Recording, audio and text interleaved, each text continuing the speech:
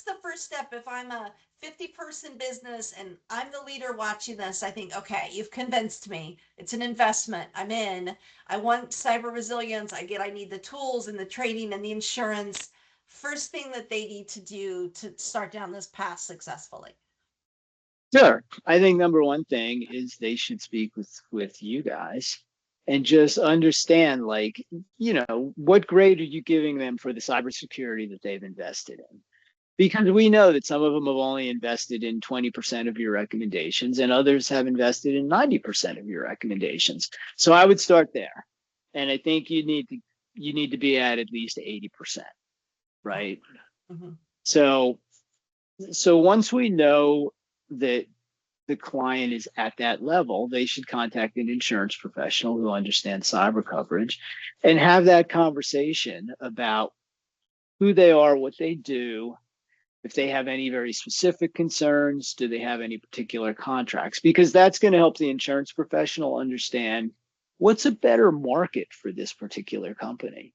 There's a wide swath of policies and insurers that can benefit a business, right? And it's just maybe picking, right? Do you have a bigger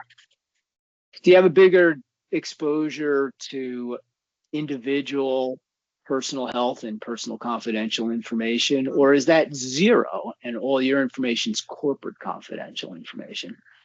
Do you have an exposure to operational technology? We don't talk about that a lot, right? That's like all of the devices that monitor industrial systems, right? Mm-hmm. One of my larger clients does a lot of work in the wastewater and water space, right? So that's a bigger exposure for them. So you may want to consider a different insurer, different type of insurer, if that's where the exposure roots, right?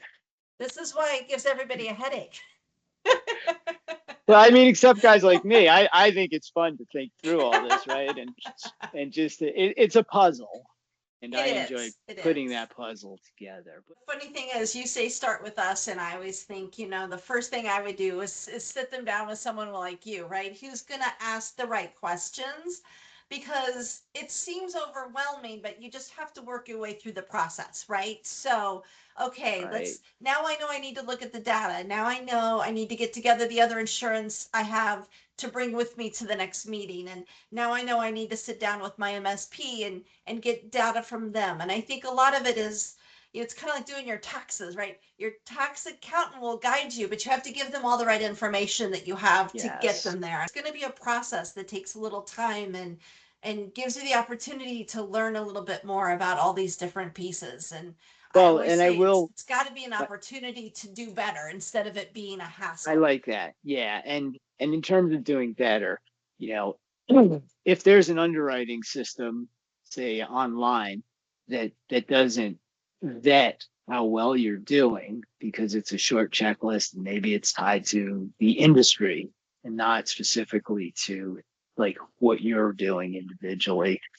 Usually, those programs that underwrite on limited information also have exclusions to protect themselves and their policies from payouts based on the information they're not gathering because they can insure something they don't understand.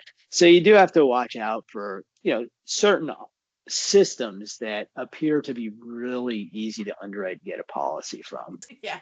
Right. You have to Buyer ask yourself, beware what on aren't they those. Yeah. asking? And probably what they're not asking is an exclusion. Like maybe if you're not using MFA, then the claim is excluded. Right. That could be in the policy language, right? But I so appreciate you giving us so much time, James. You always have so much information, and we've got a slide up that's going to show them how to get a hold of you and get some more information from you. But we always appreciate your help and your time on these things. my gosh, absolutely. Always fun to talk. And yeah, I love all the folks I get to work with at Exigent as well. And just guys are a great company. So I appreciate what you do. And hopefully folks are listening.